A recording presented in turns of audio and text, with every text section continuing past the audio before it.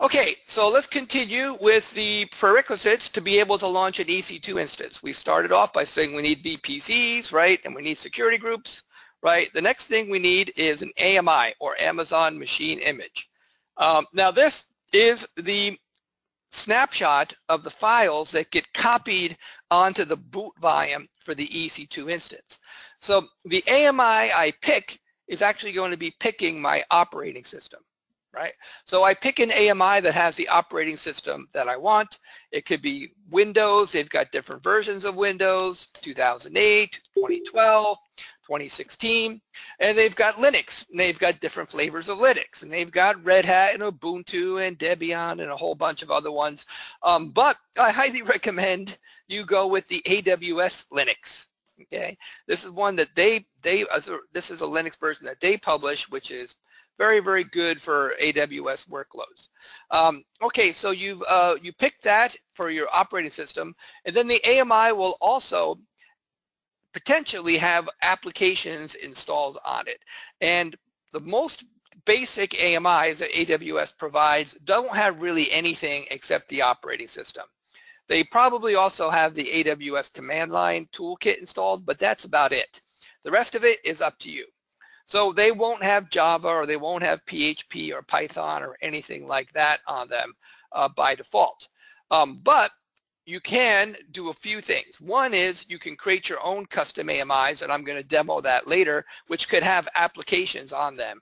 And then when you launch an instance from that AMI, it will have all of that configuration already done. The other thing you can do is you could get AMIs from basically the public. They have a way to share AMIs with the public. So if you create an AMI and you want to share it with the public, other people can use it.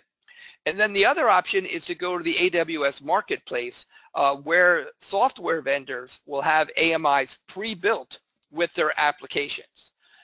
So like you could get, you know, Tibco products, and you can even get Oracle and stuff like that, Microsoft products already on AMIs, and then when you launch those AMIs from the marketplace with one click, they creates an instance, and that instance already has their software loaded onto it. Okay, the other thing the AMIs define besides the root volume files is the storage type. Now, you'll see when you pick an AMI, it will either say EBS backed or instance store backed.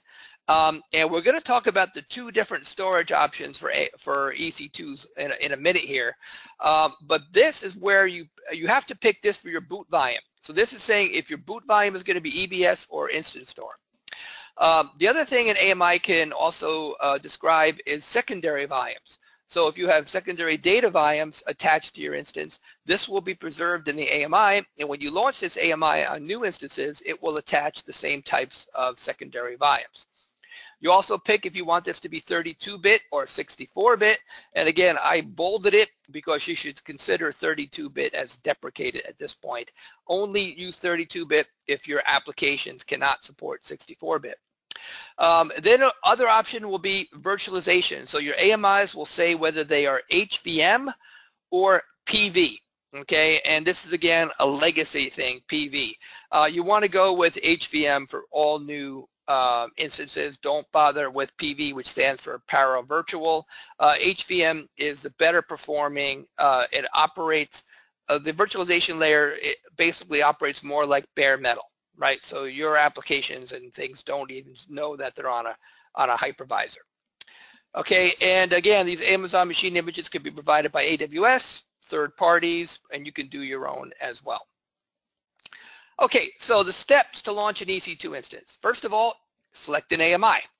The next step is to launch, is to pick the particular type of instance that you want.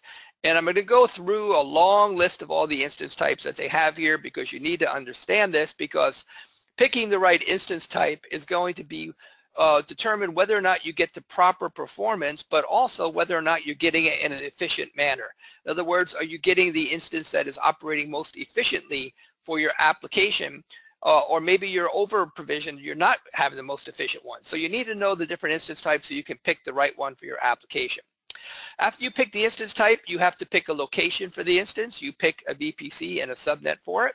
You also choose whether or not you want to have an automatic public IP assigned to your instance. This only pertains to instances in public subnets, right? Then the next is to pick a role. The role is what's going to be used to give the applications running on the instance permissions. In other words, a set of credentials to use.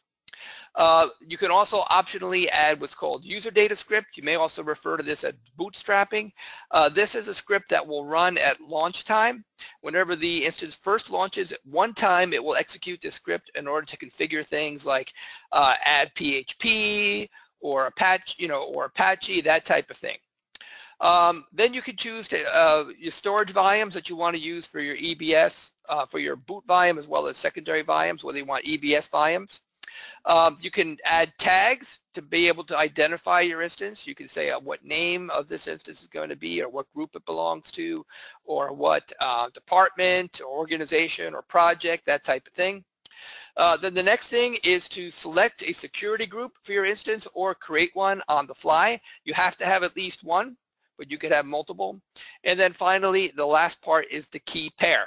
Now the key pair is going to be used to log into the instance. So you're going to need that for SSH or RDP to the instance later.